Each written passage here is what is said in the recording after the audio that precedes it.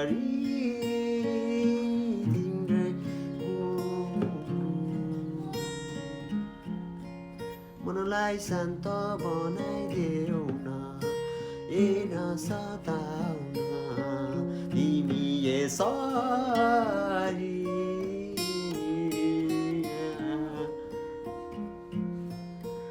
यो मुटु मेरो तिम्रै त हो के गरी तिमीलाई भनाउन यो मन्द मन्द बोली चारी के